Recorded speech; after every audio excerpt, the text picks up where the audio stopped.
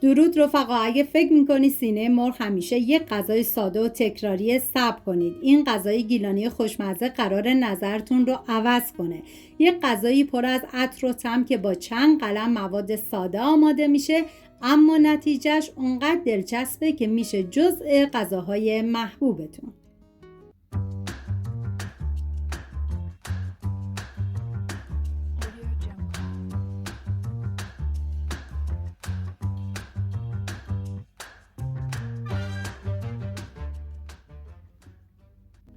دو عدد پیاز رو به صورت نگینی ریز خورد میکنم. این غذا برای 4 نفر در نظر گرفته شده. شما به اساس تعداد نفرات مواد رو کم یا زیاد کنید. من اندازه ها رو هم در طول ویدیو میگم، هم داخل دیسکریپشن نوشتم. داخل قابلمه مقداری روغن میریزم. بعد از کمی داغ شدن پیاز ریز شده رو بهش اضافه میکنم، هم میزنم، زمان میدم تا کمی طلایی بشه. من غذاهای سنتی زیادی درست کردم و همچنین غذایی که با مرغ درست میشه لینکش رو داخل دیسکریپشن گذاشتم. دوست داشتید ببینید، درست کنید و از خوردنش لذت ببرید.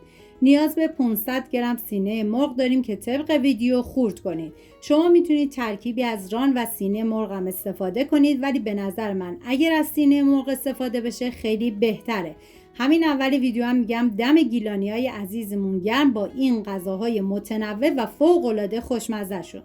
بعد از اینکه پیاز کمی طلایی شد سینه مرغ رو بهش اضافه میکنم، هم میزنم و میذارم به مدت 20 ثانیه تف بخوره. مرغ رو نباید زیاد تف بدین چون نباید بافتش خشک بشه. نوبت اضافه کردن ادویه هست، شامل زردچوبه، پودر تخم گشنیز، ادویه کاری، پودر سیر، فلفل سیاه و نمک. هم میذارم ادویه ها تف بخورن، عطر ادویه ها آزاد بشه. نیاز به 1 قاشق غذاخوری سرپر رب گوجه فرنگی داریم و 1 قاشق غذاخوری سرپر رب انار ملس. بعد از اینکه ادویه ها تف خوردن رب گوجه فرنگی رو همراه با رب انار ملس به بقیه مواد اضافه میکنم، هم میزنم و میذارم تا یه تف مختصر بخوره. عطر شوید تازه، طعم باقالی و لطافت سینه مرغ کنار هم یک غذای گیلانی فوق‌العاده خوش‌عطر و خوشمزه ساخته میشه. طعمی که اصالت غذاهای شمال رو توی هر قاشقش میشه حس کرد. 2 قاشق غذاخوری زعفران میریزم که ریختن زعفران توی این مرحله کاملا اختیاری و قابل حذفه.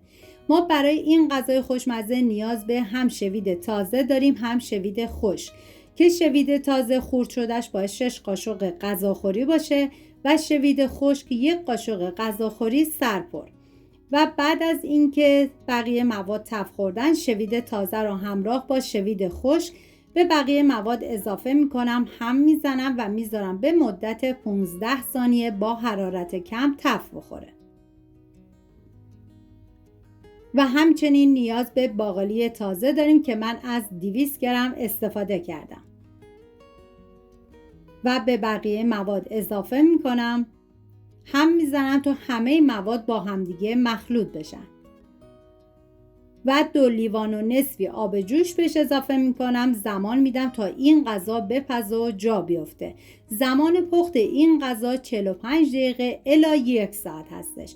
نمک غذا رو تو همین مرحله تست کنین، اگه نیاز بود بهش نمک اضافه کنین.